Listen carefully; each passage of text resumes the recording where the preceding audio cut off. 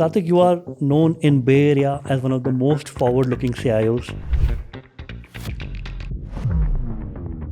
Zuora has been a public company for a long period of time. 500 million annual revenue. SaaS is becoming more of an execution layer, not an intelligent layer. Now, the intelligent layer is moving more towards AI agents, where it is more autonomous in nature. Are we entering a post-user interface world? Yeah, definitely. For example, now I can go make a dinner reservation just using OpenAI and this operator mode. Automatically scans everything, makes a reservation. Hey, I booked your appointment. Similarly, people are expecting the same experience in the enterprise world. You have mentioned that in your pitch, please don't talk about GenAI more than 2 times. Yes. That's a sharp line. I think it is becoming a very common word. Talk more about the value. Focus a lot more on what capabilities are you having and how is it helping my problem or the use case needs. And what's the biggest gap you see between what startup founders think enterprises want versus what they actually need? That's a tough one. I think founders need to understand. Hi, this is Siddharth Aluwalia, your host at Neon Show and also managing partner of Neon Fund, a fund where we invest in the best of enterprise AI companies between the US and India corridor. Today, I have with me Karthik Chakkarapani, CIO of Zuora. Karthik, welcome to the Neon Show. Thank you. Great to be here, Sid. So Karthik, you are known in Bay Area as one of the most forward-looking CIOs, right? And I have had the pleasure of hosting you at various, dinners, roundtables, and panels in Bay Area, right? So it's a great opportunity to host you today in front of our entire audience of Neon Show. I'm looking forward to the discussion today. And the discussion is, right, how is the CIO persona evaluating today AI tools, age? So my first, point to start this discussion is, right, can you tell how the CIO role has evolved? Like the chief information officer in an organization. The role is that this is the person who is responsible for especially all the digital information that comes inside the organization and how it's managed. Definitely. No, great to be here. I've seen your podcast and you're awesome in this field as well. And there are many things that have changed and shifted over the past few years. And this AI is like it came in full force. At least in the previous technology wave, it used to take weeks, it used to take months and years. And now it is every week something is changing, right? And so as CIOs, we need to be at the forefront of this trends and see how best to incorporate for the organization. And if you don't do it, then you're left out. So as CIOs, you need to keep in pace and keep learning, be passionately curious and see how you can help your organization. We are no longer just managing the servers in the back room or data centers. Those days were already gone. We were going more into the SaaS world. And now this is the next phase of SaaS. And how do we make the best use of it? And there are some tremendous opportunities. So as CIOs, we need to see how we can generate more impact and value. Yeah. So it's a known fact that, Zuora has been a public company for a long period of time, very well respected in the subscription economy and now total monetization economy. Yep. And 500 million annual revenue. Recently, GIC and Silver Lake took Zuora private, right? The PE acquisition of a public company, right? And now I'm seeing a very fast pace of innovation within Zuora. So tell us more about how you are thinking or what's the framework of innovation, both AI and non-AI. Definitely. No, if you guys are not familiar with Zuora helps businesses to completely transform and automate all the way from code to revenue. And for any businesses that does subscriptions and usage-based models. And with this whole total monetization, the core value prop is you can monetize any product, any service, whether it is usage-based or subscription-based or one-time or hybrid, and drive new revenue streams and unlock new productivity gains. That is the overall vision of Zuora's total monetization. To enable this vision, we need to be at the forefront of our customer needs, who are primarily our B2B customers. And over the past year, we have invested a lot in AI and to see how we can drive more growth, like annual recurring revenue for us, and also drive a better and improved EBITDA as well, like have better margins, which is impacting the bottom line. And this year we have an initiative called 10x Innovation. So anything that we want to do, can we leverage AI to drive that 10x, whether in terms of innovation or productivity? So we have three main principles that we're going after. Number one is amplifying human potential. Number two is completely eliminating or reducing the friction that we see in employees' day-to-day workflows. And number three is unlocking new productivity gains across the workflows. So these are the three main principles that we're going after, and we are every day looking at how do we infuse and enable AI to achieve these three principles and outcomes. And so it is an enterprise initiative, and we do many things. We always on the lookout to see what are the trends, what are the tools out there, and how do we make it better for our organization. And we'll show a link to our audience about the HBR article, which is very popular. And the article talks about SaaS becoming headless, with agents calling APIs not human clicking buttons. Yes. Right? How does it change the way how we build, buy, and sell software? No, definitely. Let me start with an example that people can resonate it. In today's world, after a trip, if you want to file your expenses, you take a screenshot of your receipts, you go to your travel and expense platform, you create a new expense entry, you fill out the details, you attach a receipt, then you send it to a workflow where they may go through a series of approvals and they finally do it. It's a very time-consuming manual process. Now imagine an experience where after your trip, you go to an AI agent or some Slack-based interface. You just upload your receipt from your phone and just hit enter. And automatically the technology behind it is, it automatically scans your receipt, it automatically fills the details, and it ensures that are you within policy or out of policy. And then it checks on it, and all you have to do is just push a button. So it saves a lot of time. So you don't, in this case, you're not even entering into an SaaS application. You're just using a prompt to do it. And that is where you see more and more shift is going to be happening. And that's why the future of SaaS is questionable, right? SaaS is becoming more of an execution layer, not an intelligent layer. Now, the intelligent layer is moving more towards the AI agents, where it is more autonomous in nature, where when employees interact with it, they don't interact with the SaaS application, they'll interact with the AI agents. That is where the action happens. So it's becoming, we are already seeing the trends in many of our use cases, and I see that more and more people will be using these agents to do their day-to-day work.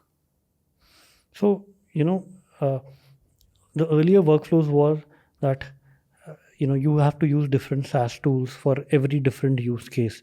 Today, you can log into 10 different tools by clicking buttons, filling forms, moving data with an agent.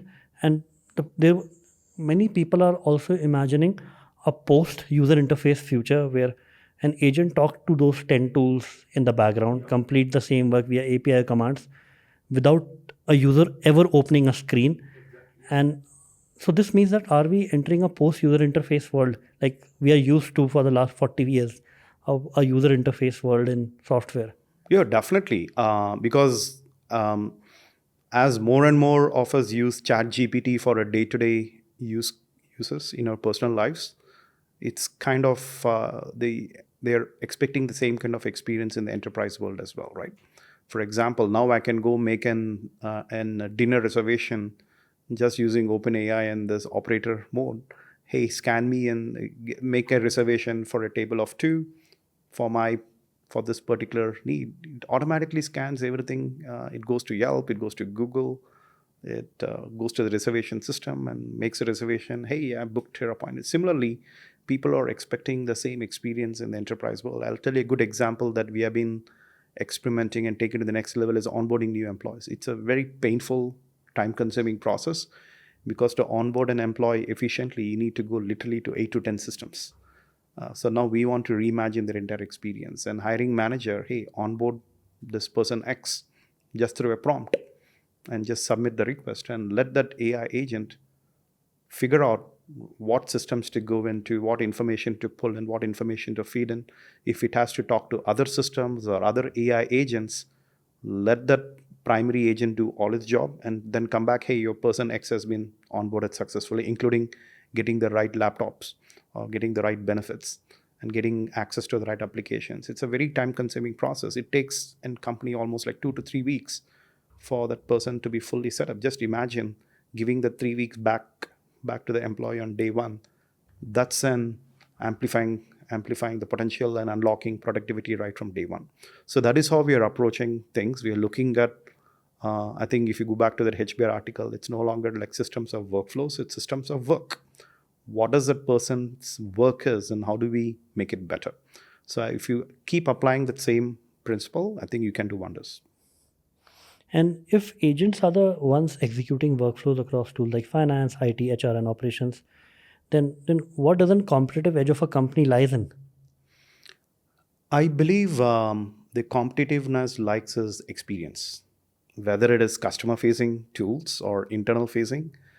Let me talk about the customer facing, right? Imagine your website can be personalized to the core, and as soon as this person comes to this website, they learn everything about your products, they learn everything about your capabilities and value prop. And when they talk to the salesperson, they know everything and they just take you to the next level. So the more you having this intelligent personalization on their website, you can cut down your sales cycle, right? Now let's go to the product capabilities itself, right? Like you want to make sure your products are easy to configure, easy to implement rather than coding, right? So the more you invest in AI capabilities over there, like the right designs, the right configuration, easy to implement, it makes it better. That's your competitive part. Now, internal facing applications, the easier you make it for employees to do the day-to-day work, you're obviously improving the productivity. When you improve the productivity, they're able to spend more time with customers and partners and all those things. So it is a mix of all those things. Collectively, it can make a big difference to companies. If you look at individually, you may not see the difference, but when you look at it collectively from a customer experience, partner experience, workplace experience, so you need to look at holistically, and that will make the organizations better, and that is where you get your competitive edge. If you're stuck in legacy platforms, legacy applications, an old way of doing things, you're never going to be at the competitive edge that what your others may be doing, right? So And if AI is flattening org charts, then as digital workers, we are forced to rethink our place in the org chart. yes, absolutely. I think because there are tools, these tools were not there. I'll take a good example, Versal V0, right? So it's becoming very popular.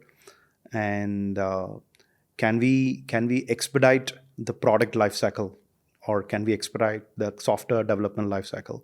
One of the first things is we do a lot of interviews, we do a lot of user research, we do all this empathy mapping and UI, UX, wireframes, and then we go design. It takes anywhere from, whether it is an product design or internal application, takes anywhere from 4 to 8 weeks, regardless of the size of the organization. Can I reduce it by 90%? Can I reduce it to a couple of days or a couple of hours, right? So obviously, okay, do I need those entry-level designers or engineers? I do not, right? Maybe the engineers and analysts who are in the team now they can focus on the next level of use cases, maybe the more advanced use cases, and not having to work on this basic things. Maybe they are becoming more productive. They can spend more time with the customers or internal users, which they were not able to do because they have to do all these things manually. So it gives more time to them, and so that they can do better work. But definitely, yes, if I have to hire an entry-level analyst or an engineer or a designer, I will think twice, because investing in these tools, whether it is Versal or Windsurf or Cursor, I will be thinking twice. Okay, do I need an entry-level software engineer? Do I need an entry-level security engineer, right? Because there are tools that is able to do at scale and speed, and that drives us some of our productivity and all those other things. It's a new world, and the workforce dynamics is definitely going to shift. And the earlier generation of SaaS tools, you have also mentioned that we need to stop measuring success by logins and start measuring by impact. What is the metric now that will follow in the agentic SaaS world or the agentic AI world? I think the metrics itself is not going to change because technology is agnostic. but the value is still the same, right? For example, am I definitely we don't want to be measuring the success of a tool through logins and How many people how are many using people it? are logging in or using it. Adoption is good because we want to see whether the people are even using the tools. But more than the adoption and usage is what value are we really driving? For example, are we improving the customer satisfaction score?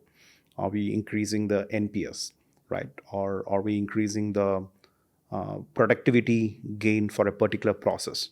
Or, for example, a good example is, are we able to convert the leads quickly, right? So those things will still be there. Those metrics are not going to change because all the business drivers are still the same, right? It's only the enablers and the variables to do that is changing.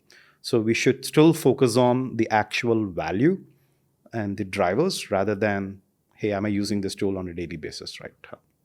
That doesn't change. Yeah. So as a CIO, uh, today, if you have to measure AI penetration inside the organization, among tools, among people, how would you tell today? Like, how much is the AI penetration today? I would say in the last few months at Zuora, we have enabled enterprise-wide AI tools. We rolled out Zoom AI Companion. We have rolled out Gemini. We have rolled out Notebook. All the common horizontal use cases, we have rolled it out. And we don't measure, okay, how are they using it? What we are measuring is how are they able to change their way of work, what use cases are they doing, and seeing how it is working better. It's almost like we don't go and ask, hey, you're using a laptop instead of a desktop, is your value increased? No, we don't do that. It's part of the, it's an expectation that people will be more efficient using laptops because they can work from anywhere and not having to carry the desktop. I think if you apply the same principle in this, it's an implicit understanding. It is definitely going to drive much more efficient way of working. And for common use cases, right? When it comes to advanced vertical use cases, then we will see the penetration of, let's say, if you're using a sales AI tool or a marketing AI tool, okay, is it moving the needle in terms of driving more growth or better funnel management and all those things? But enterprise wide, we just have to enable it, right? And people will do wonders with the tools and they can learn from each other. Our whole goal is we are asking our employees to share their use cases. I'll tell you a recent example, Sid, right? Like when we enabled Gemini, uh, we were using general summarization for emails or writing documents. And one of my team members took an onboarding document, which is like 30 pages long, that not many people love to read them when they join their team, right? So this person loaded the entire onboarding document to Gemini and created a podcast, like, and almost two people talking about that onboarding, made it very it was very interactive. And when you're on the commute or something, you can just put your headphones and listen. It's almost like that is more, you can consume that information better rather than reading a document. And we didn't even imagine this use case until this person shared it with us. And now, based upon that use case, now people are applying that concept to product documentation or application training. So it's people are just building on ideas one over each other, and that's exactly the type of impact that we want to see, rather than finding out, okay, are they using Gemini every day, right? So that is how we are measuring success. Yeah. And right now, we are in a hype cycle. So, right, because uh, the AI stocks are at all-time high almost, right? So how much you think in the current hype cycle has AI lived to its promise, and what's the hype to reality ratio? I would say I'm somewhere in the middle, right? Yes, we have enabled all the tools and we are seeing some good use cases with good impact here and there. But in the coming months, as the tools become more mature and our use cases more become mature, my hope is the business value will be there. So we are somewhere in the early to middle stage of our AI journey, and in some use cases, we have seen tremendous impact. So we recently rolled out an enterprise service management with Atomic Work. It was one of our first enterprise AI use cases. We saw very good impact. Almost 40 to 50% of the employee incidents and requests were addressed by the AI agent. And so that's a very good use case, right? But in other cases, I think in the coming months, we'll see more and more of it. As CIOs, we want to make sure we are experimenting and whatever use cases we're implementing, value is a key focus. And we are not signing multi-year contracts. We are only signing one-year contracts because the technology is changing so fast. And that's why I'm somewhere in the middle. I've seen some good use cases. Some use cases didn't work out very well. So we need to put all our focus on the value prop. What is the biggest ROI that AI has given to Zuora as an enterprise? And then next question is, what has given to you personally? From an enterprise level, again, I'll go back to this enterprise service management. That was one of our first enterprise-wide AI program. I would say we were able to decommission some legacy ticketing solutions and platforms. We had like 8 instances of a legacy platform, and we had an help desk, and some of them were very manual and time consuming. We were getting like 2,000 plus tickets a month. And now we're almost a year into that, after enabling that platform with Atomic Work. Now we are able to get like 40 to 50% reduction of our tickets coming in. And we have a very good employee self-service. Almost, I would say, like many of the common use cases and on things that what employees are looking for, not only for IT, we have enabled it for finance, legal, sales, and other areas, and I'm able to see real impact and value, right? And people are not interacting with the help desk people; they're interacting with the self-service AI agent to do normal. So now we are expanding on the use case more and more. We are trying to integrate that to other platforms, like going back to that expense reimbursement. Okay, can people just go to one place to get their work done, whether to submit cases or get help or do some common processes and requests, like, hey, submit my expense. Or tomorrow it may be like submit my time card or submit my PTO request. I think that is where we are seeing more and more. The more we can unify this experience into one place, productivity gains, and we are seeing some very good positive results of that, right? And if you have to talk about your peers in Bay Area and outside Bay Area in the US, are enterprises adopting AI too fast, too slow, or just right? I would say too slow. I think there is a lot of risk aversion, and also more around what's possible and what's feasible. What we have been personally doing is, you said like what's in it for me, right? So one of the things is, for me, it is learning. I'm passionately curious in what's possible and feasible. As I've told in the past, is we did not need ChatGPT a couple of years ago. We were very happy with Google search, right? So likewise, if I take an old example, we were happy. We didn't need an iPhone. We were very happy with Blackberries and smartphones. Likewise, cars, right? We didn't need a self-driving. But when you introduce those experiences, people get to use it a lot because they're lacking it. So the same thing goes with this as well. We do not know what we do not know. So that's why it's very important for CIOs and other executives is to continuously learn, meet with some AI startup companies and experiment, take a risk, and do a POC and see. That's the only way to learn. So to enable this, we have been running some bi-monthly CIO forums and series in Bay Area with all my friends and colleagues, where we invite some startup companies. We have some very good discussions on a few topics, and we learn from it. We want to do more fast because we want to show the value as well, right? Let's say, imagine in last 2 years, how many pitches you would have seen from startups, and how many were led to actual adoption within Zuora? I would say maybe 40 to 50 pitches. Personally, I go to many of these events. I host these events, so I get to get the elevator pitches and all those things. Sometimes it resonates, sometimes it doesn't resonate. And I would say, till date, we have almost bought in like 10 or 12 tools. My clear thing is, what problem is it solving? Is it a real problem? Does it generate value? Do a POC and get going. So I like to go from the initial pitch to closing the sales in less than 6 weeks. Okay. And how many POCs get rejected during this process? Many of them. So, because whatever we see in the product pitch or here in the product pitch is not actually, we see it in the real demos, in the real POCs, right? And that is where I'm I'm enabling and empowering my own leaders and teams to go give it a try.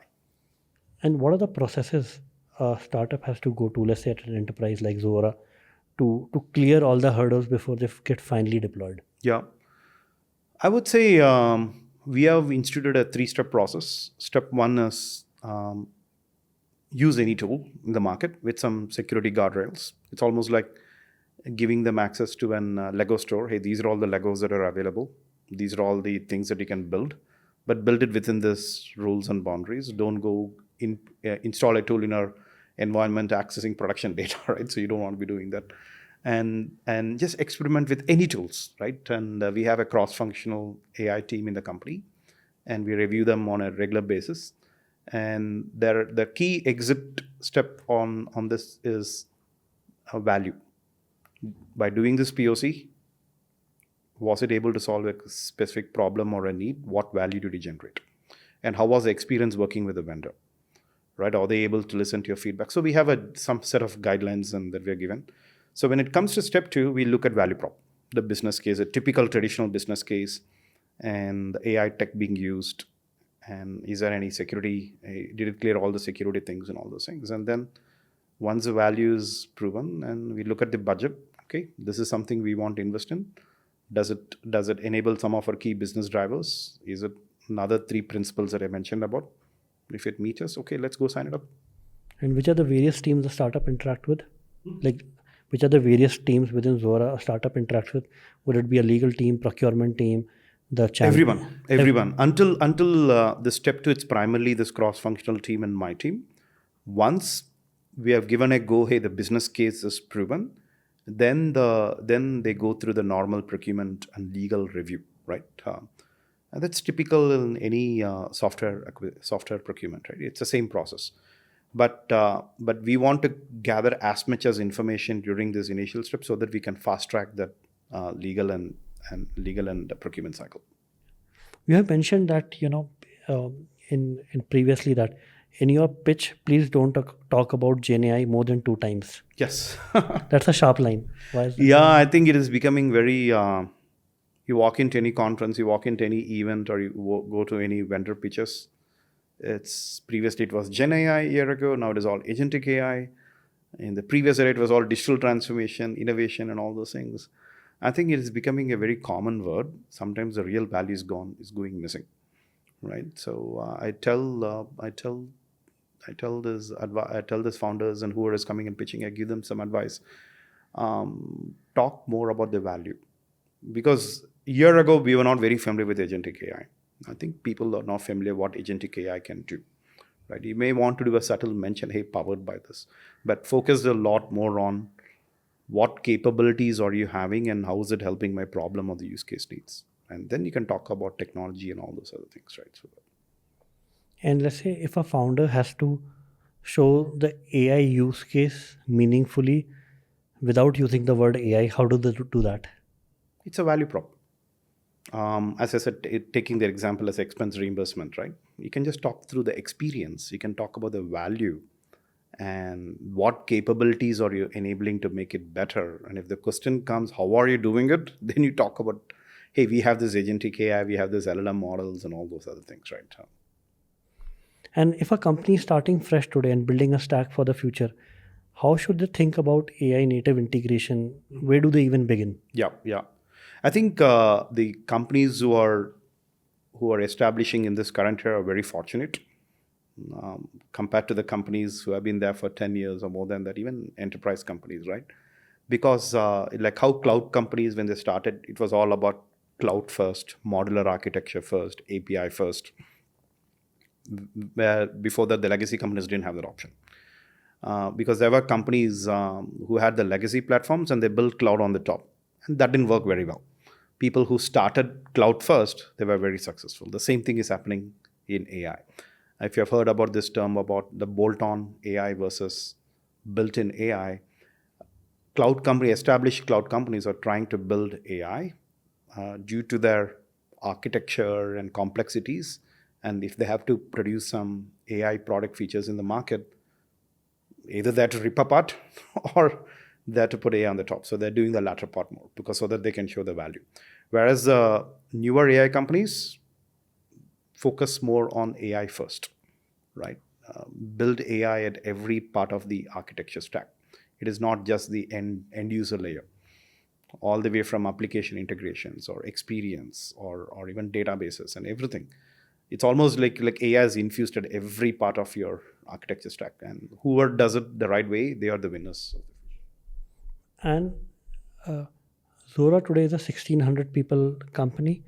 So if you have to tell on a ballpark and take Zora as a company's example, how much percentage of the population believes that AI is the next era, and how much percentage thinks uh, this will not work, and Yeah, let's not think about it or invest time in it. yeah. We have not done an exact study on that, but talking to general population, I would say less, maybe one third of it understand what's possible in AI.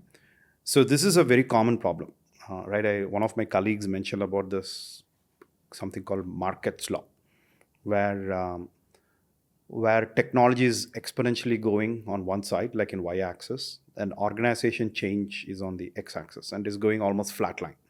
And the capability gap is so big. Uh, so the key priority for us is how do I drive AI literacy and awareness and driving more enablement in the organization so that the organization can be more ready and adopt to this new AI tools. And that's exactly what we're doing at Zora today. We don't have a big capability. We don't have this big gap because we have been enabling on a very regular basis.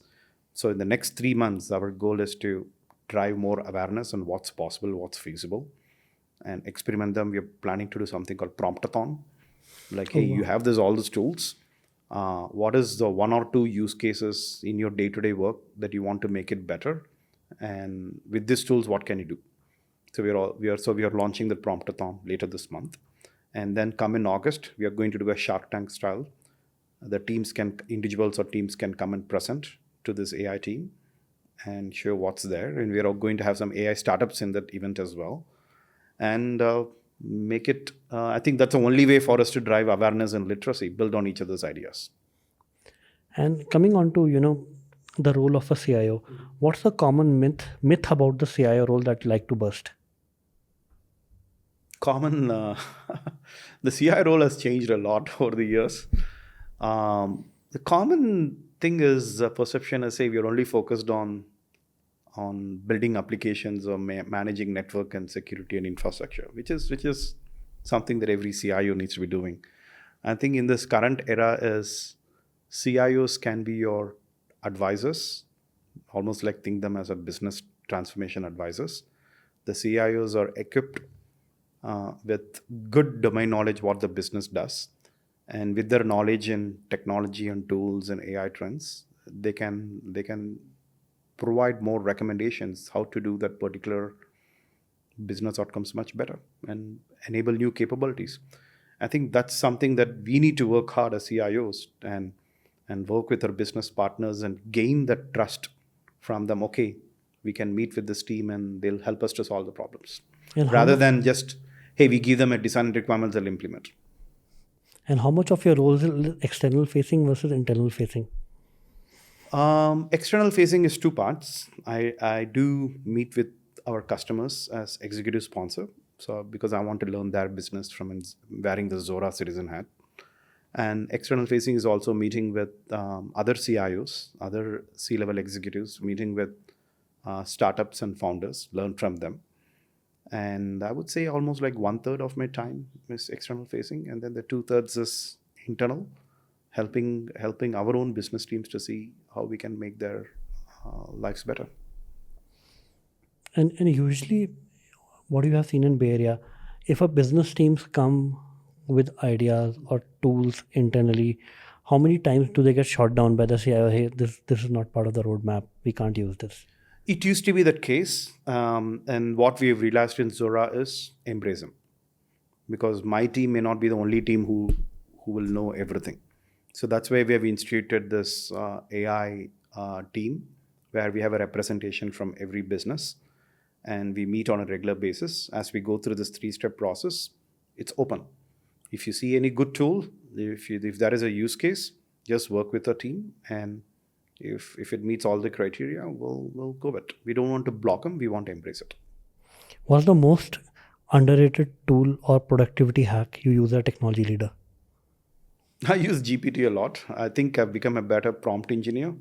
I think the key hack is have a good library of prompts. So, So you for have a example, library of prompts? yes, I do. I actually have several categories of prompts. When I'm exploring a new product, I have a set of prompts, right? I run that script. And I have a set of prompts when I'm meeting with a leader or executive. And I also have a several set of prompts on companies itself, right? So I just run them. So everybody has to build their own prompts because you know what you are looking for, and you don't want to be repeating that, right? So And where do you store these prompts? in my Google Drive. So I wish OpenAI had a concept of managing the prompts, but I see some tools are coming with prompt libraries. Like I recently came across Glean, where you can manage your prompts. So and you can share it with others as well. And you have often said that there's a disconnect between what founders pitch and what customers actually want to hear. What is the biggest mistake that you see founders making in those early conversations? Yeah, definitely. I think I will start with an elevator pitch. Focus more on your value prop rather than your history, why you started this company, and don't get too much into technical details. I've seen that happening a lot. And even in the pitches, yes, keep your initial introductions, your how you started this company, who are the founders, keep it to very less, because when you're talking to the CIO, maybe you'll get 30 minutes, and your first 10 minutes is a key. If you don't sell your value prop in the first 10 minutes, nothing else matters. And get to the demos and action quickly, what problems you're solving, what use cases and pain points. And you don't have to go through the entire list of capabilities and everything else, right?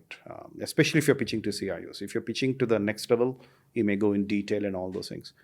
So the sooner you can confirm your understanding what problems and use cases and how your product, that will be a winning pitch. So now you told about like what mistakes the founders make. If you have to summarize learnings, let's say from companies like Atomic Work, uh, how did they get introduced to you, and what are the key lessons, if you have to think about those in hindsight, that they did right, that grabbed your attention, and the follow through that made it happen?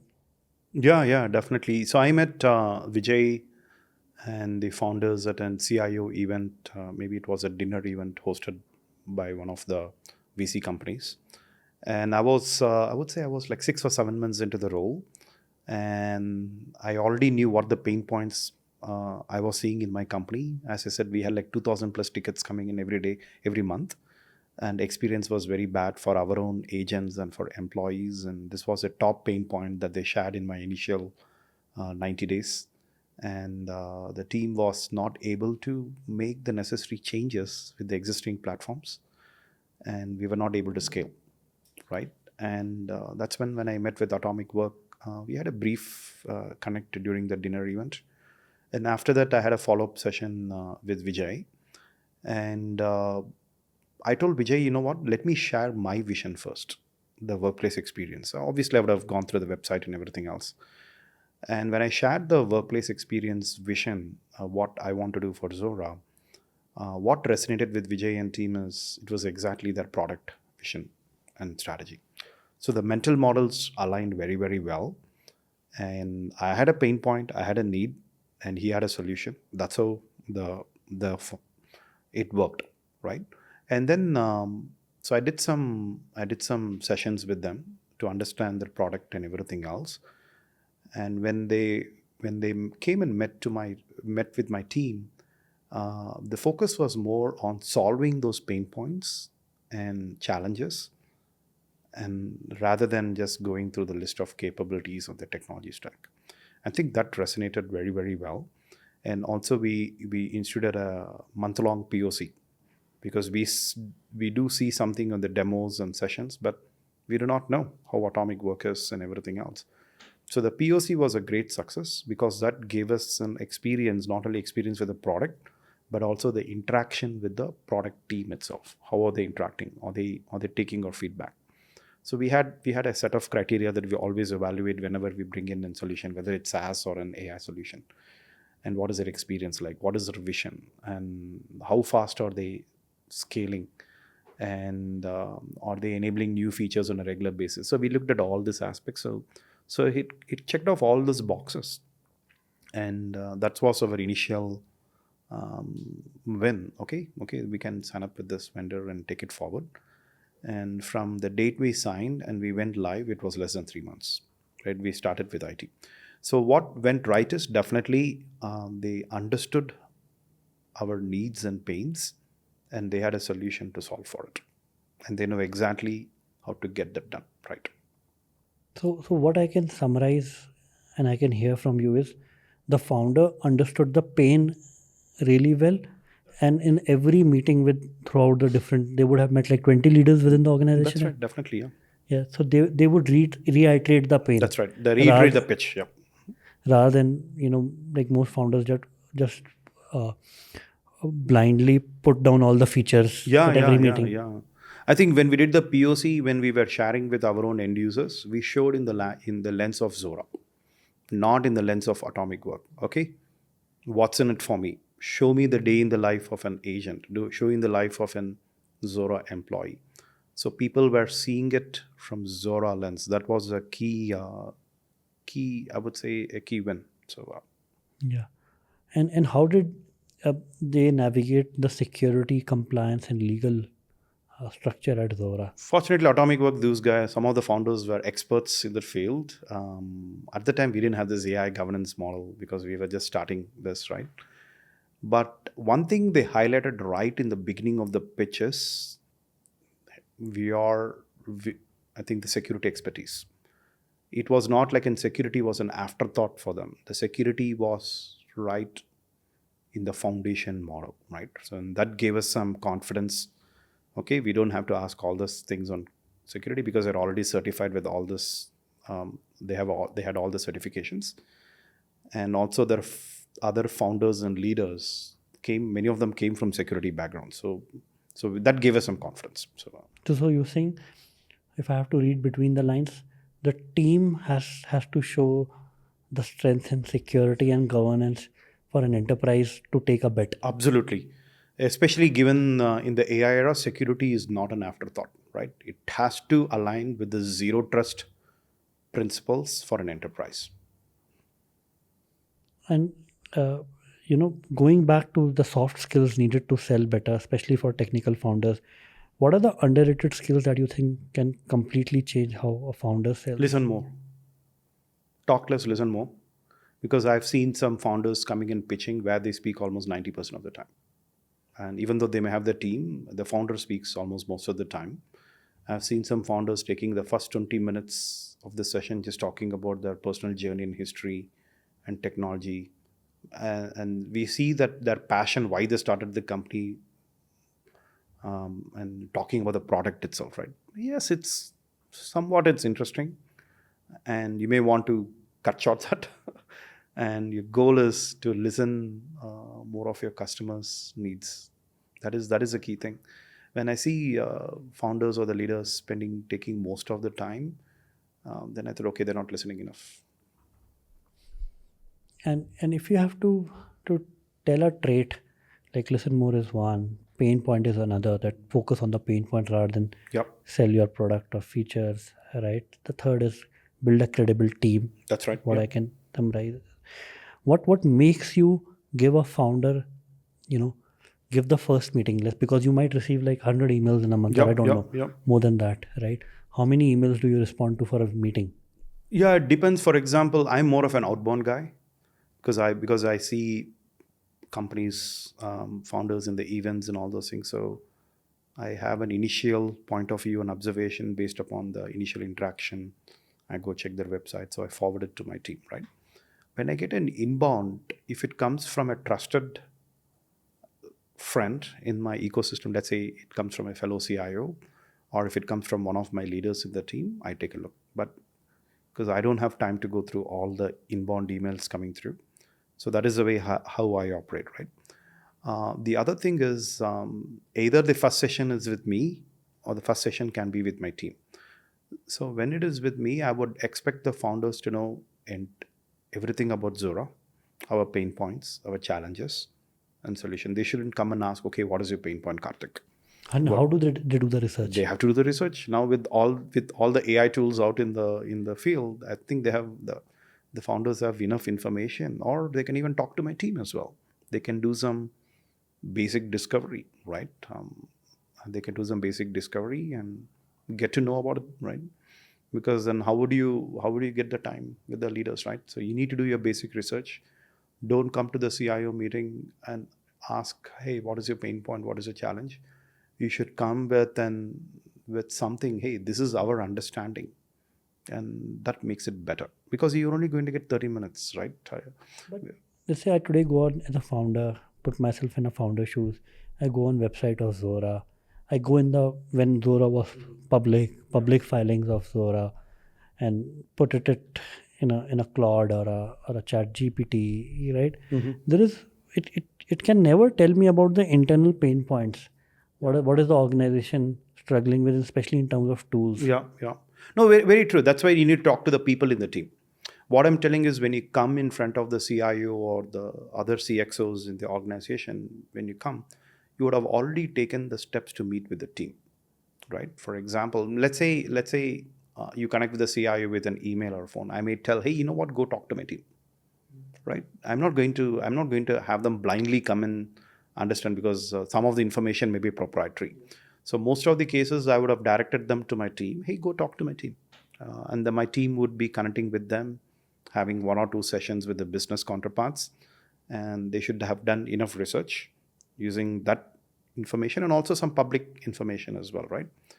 And then when you come, you just all my ask is don't start from ground zero, right? Start from your understanding of the problem and the use cases, right? And let's take example of again atomic work. When they came and pitched to you, did you went and evaluate other tools in the market like MoveWorks, which is now acquired by ServiceNow? Yes. And No, what we, was we did we did evaluate other tools. Typically, whenever we bring a solution, we evaluate at least minimum of 3 tools. And in the AI world, that formula is changing a little bit. But definitely, we want to compare different tools so that at the end of the day, have my leaders recommend the solution because they are empowered to evaluate and bring the recommendations, and then we make a decision to move forward. I know I might be repeating it, but this is important for the founder. You have said every founder should have a 30-second elevator pitch ready. How should founders approach this? Because you might be different, other person might be different. Yeah. No, definitely it's a simple formula, right? Whether you're a founder or a leader or an executive, you need to have an elevator pitch, right? What happens when you're taking an elevator with a CIO at an event? Most of the times, their elevator pitches are like 3 to 4 minutes, and you're tuned out in the first 30 seconds. Okay. And I would say if you have 30 seconds to 1 minute, focus on the what, why, how, and value prop. As simple as that, right? So what is your product? What problem are you solving? What is the value you can get out of it? And have a clear call to action. Hey, can I get some time? That's it. So take time to answer my next question and think about it. What are the 3 elevator pitches that you remember? Definitely atomic work is one of them. And you can repeat it for our founders. What was that? I would say they clearly focused on what the product can do to solve the pain points and use cases and the impact that they can provide. I still vividly remember Vijay's initial pitch to me, right? And that resonated very well with me. He didn't go into, hey, I have this 10 capabilities that you can use and implement it. Clear focus. You can improve your self-service. You can deflect cases at this X percentage, and your time to value is less than 3 months. So I remember those things, right? So which resonated very well. And I see some other vendors are also doing the same. And if they don't do the pitch, but sometimes I like their product so much. If they don't do the pitch, I personally go and tell them, okay, you need to sharpen your pitch more, right? If I don't get it, my team may not get it as well, right? And so sometimes I tell them as well, especially when I like their product. I think you're not doing justice to your product, right? So. Founders often fall in love with their solution, Mhm. but you have said, again, taking the few examples that you, the best one reframe the problem instead. What's a great example of problem reframing that you have seen in the real world, apart from the examples we have Yeah, taken? I recently fell in love with this product called Troopier, right? It's a Bangalore-based company. Troopier company, they're solving a fundamental problem that every enterprise has: creating content. And content creation is a very time-consuming process. Whether it is document creation, video creation takes more time and effort.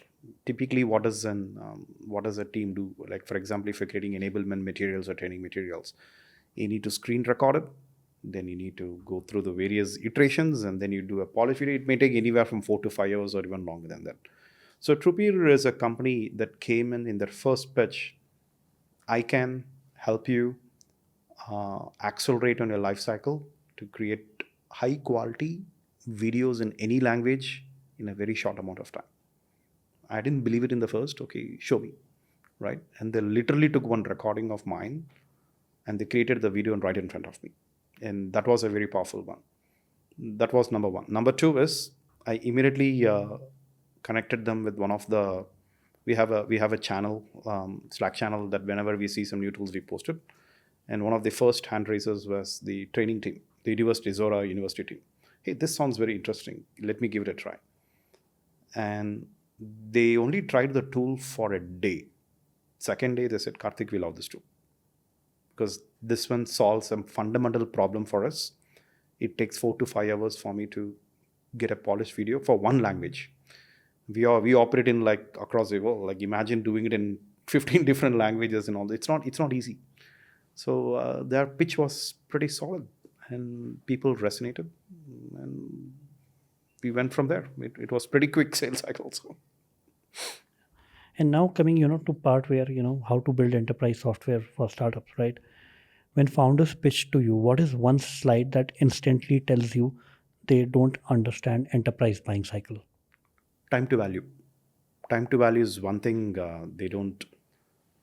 They need to focus on a lot because we are under a lot of pressure to show value internally as well. We don't want to be buying a tool and doing this analysis paralysis for 3-4 months and then implementing and then showing the value in 12 months. No. How soon can you realize the value for us and solve the pain point is a fundamental thing that I look. If they have a 10 slide presentation, I'll wait for that slide to come in. Okay. So you always are looking for time to value Always side. time to value. It's always time to value. Because that is a key differentiator. Time to value.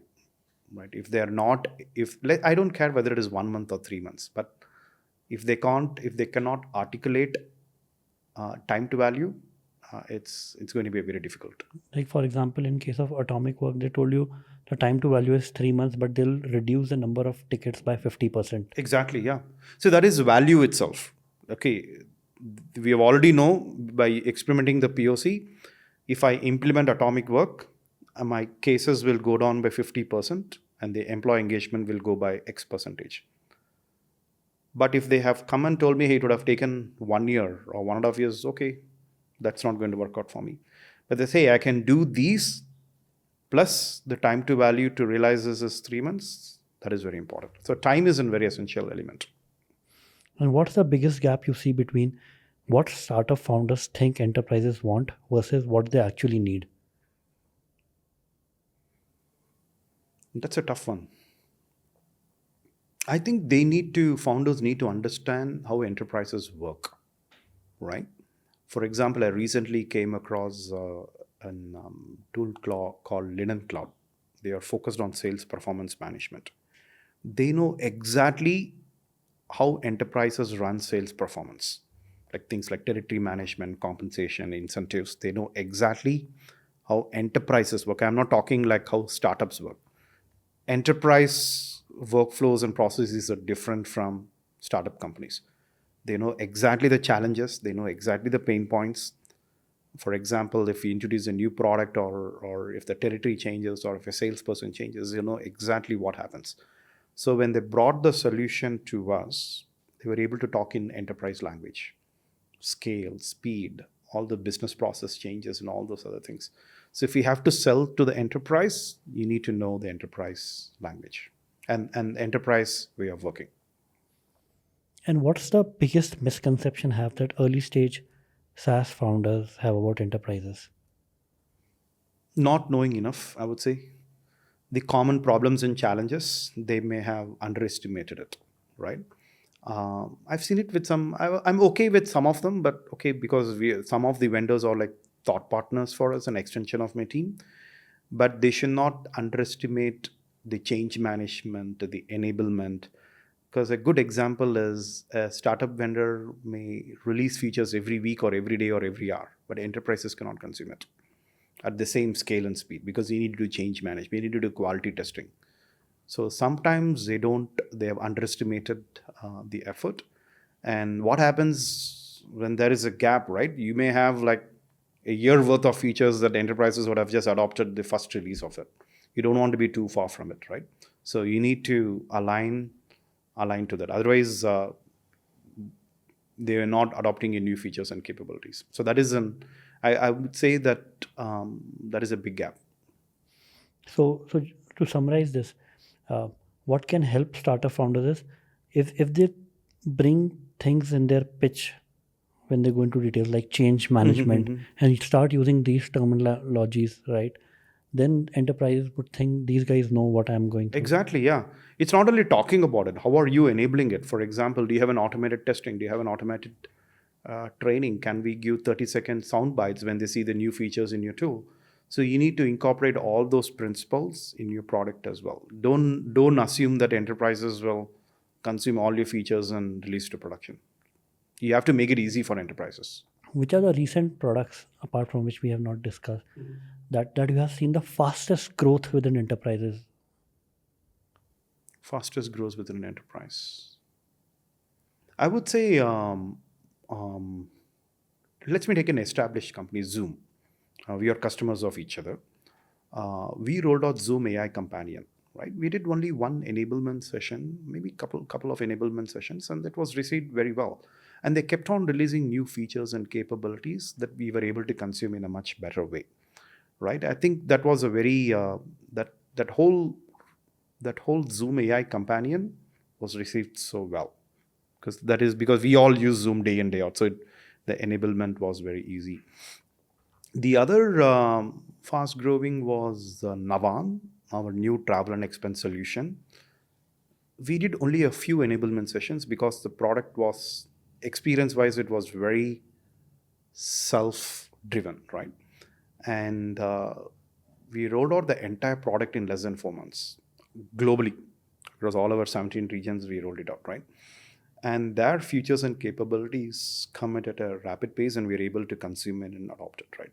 So I would say these are some recent examples that I've seen, like where it's very, the product lifecycle is very fast and we're able to consume the features at scale as well.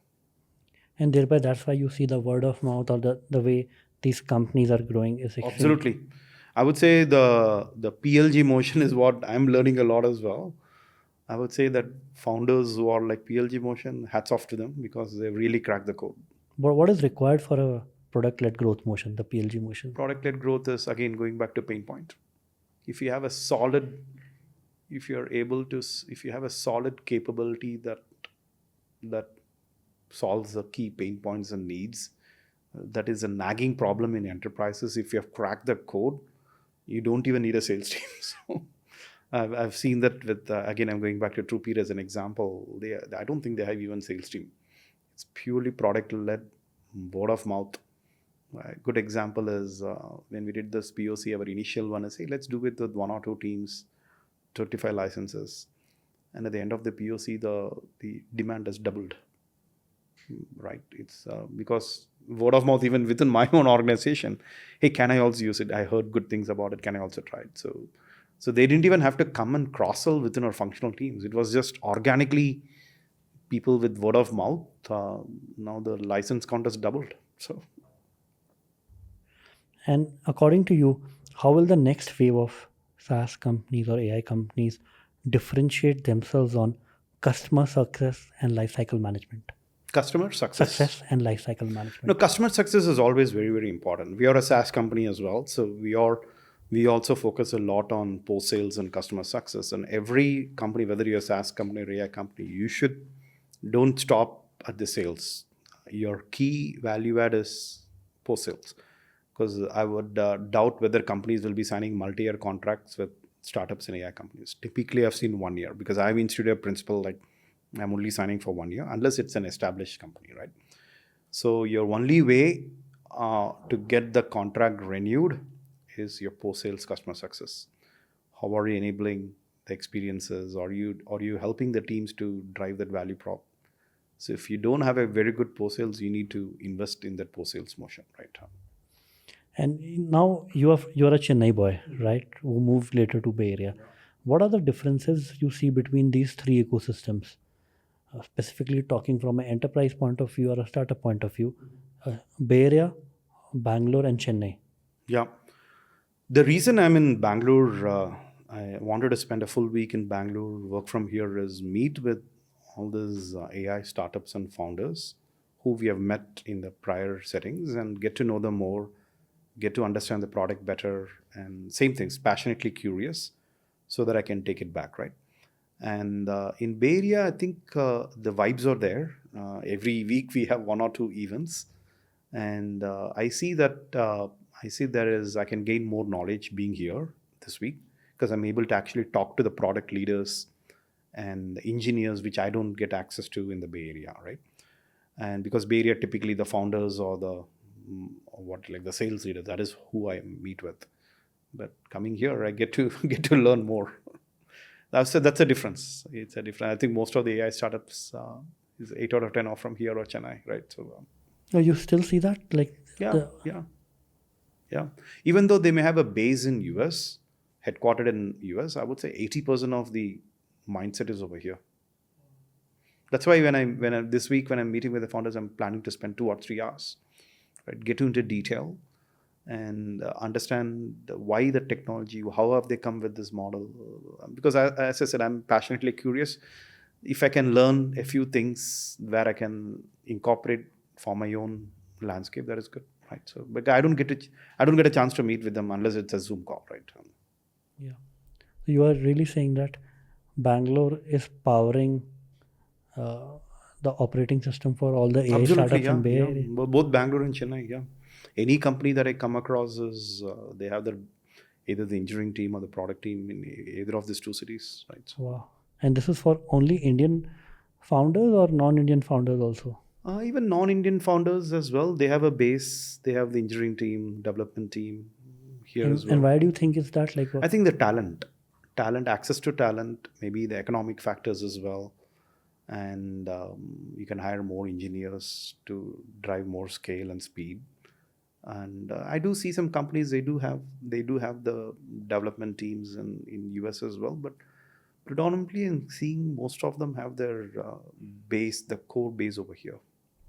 And do you think even the AI talent is available in plenty in these 2 cities, Bangalore and Chennai? Oh yeah. I would say even when we hired AI engineers in a team, I saw a lot of talent over here. We got hundreds and hundreds of resumes, right? So, right. Now we are entering a rapid fire, and you have to take less than 5 seconds to answer the question, right? One buzzword that should be banned from enterprise decks in 2025. AI. One non-business book that every startup founder should read. I would say Ikigai. One question we should have asked you but didn't. What is my favorite thing to do in India? Yeah, so now I'll ask, what is your favorite thing to do in India? Explore more places that I didn't get a chance to visit during my childhood. So whenever I come to India, I visit a new place and learn about the culture, food, and just get to know them better. Yeah.